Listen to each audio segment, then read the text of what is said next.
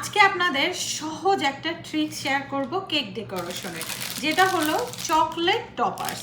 আমি চকলেট দিয়ে কিভাবে টপার্স বানাই, হোয়াইট চকলেট দিয়ে টপার্স বানাবো। হোয়াইট চকলেটের সাথে যে কোনো কালার আপনি মিক্সড করে টপার্স বানাইতে পারেন। তো মোস্টলি সেটা আমি মাইক্রো ওভেনেই বানাবো।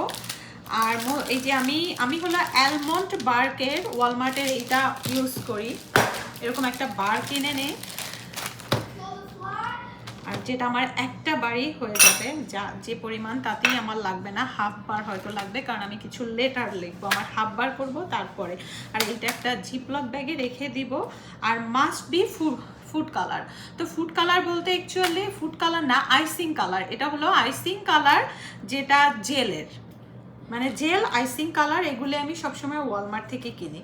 প্রথমেই আমি যেটা করবো, আমার চকলেট এগুলি এক্সট্রা পরে ইউজ করবো। তো আর এটারও আমি হাফ, শুধুমাত্র যেহেতু লেটার লাগবে আমি হাফ কেটে নিয়ে তারপর মাইক্রো ওভেনে যাবো। তো এই পর্যায়ে চকলেটটা যেন মাইক্রো ওভেনে না পুড়ে যায়, তেল দিব জাস্ট, মানে অন ড্রপ তেল। যেহেতু আমার অল্প কম একদম, আমি অন ড্রপ তেল দিব যেন আমার চকলেটটা না পুড়ে যায়।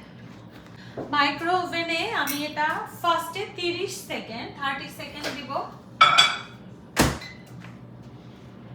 30 সেকেন্ড দিয়ে, মানে একবারে না বেশি, মানে 1-2 মিনিট দেওয়া যাবে না, তাহলে পুড়ে যাবে। ফার্স্ট স্টেজে 30 সেকেন্ড দিব, তারপরে একটু নেড়ে চেড়ে আবার 10 সেকেন্ড, তখন 10 সেকেন্ড করে দিব, কারণ অল্প পরিমাণে। আর টাইমটা হলো যারা বেশি পরিমাণে নেবেন তাদের কিন্তু আরেকটু টাইম বেশি লাগবে, বাট কখনোই একসাথে মানে 30 সেকেন্ডের বেশি দেওয়া উচিত না, তাহলে পুরো সাইড পুড়ে যাওয়ার সম্ভাবনা থাকে। 30 সেকেন্ড পরে মানে একটু মেল্ট, কিন্তু এই যে দেখেন আমার যেহেতু কম পরিমাণে মানে হাফ মেল্ট হয়েছে, তো এখন আমি আবার 10 সেকেন্ড দেব।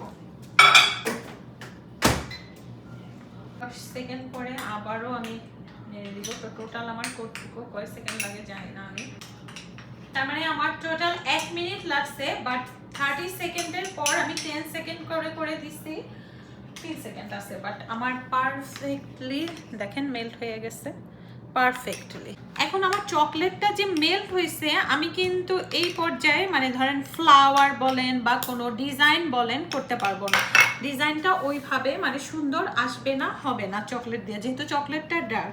কিন্তু আমি যখন এটার মধ্যে জেল ফুল মানে আইসিং কালারটা ব্যবহার করব, আজকে আমার ব্রাউন কালারটা লাগবে, বিসমিল্লাহ, জাস্ট ড্রপ, মানে আপনাদের দেখাই। এই আইসিং কালার কিন্তু এইটাই, মানে জেল আইসিং কালারটাই লাগবে।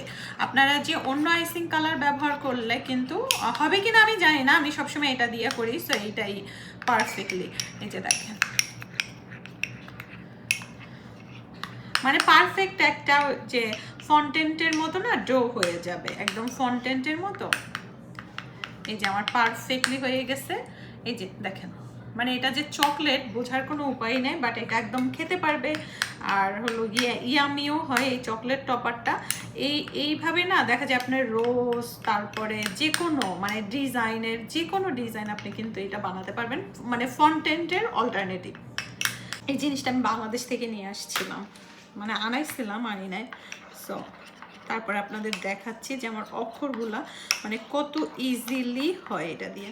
আর একটু ঠান্ডা, যেহেতু এখনও গরম আসছে, একটু ঠান্ডা করতে হবে ডোর মতো। চকলেট টপারের এইটা না মানে সফট বেশি, আমি হার্ড হয় না, তার মানে হলো গিয়ে জেল কালার। এই এক একটা কোম্পানি কালারে এক এক রকম হয়, বাট যেটাই হয়েছে আমার চকলেটটা টপারগুলো আমি জাস্ট 5 মিনিটের জন্য মানে ফ্রিজে রেখে দিছিলাম। দেখি এখন কি অবস্থা, বিসমিল্লাহ।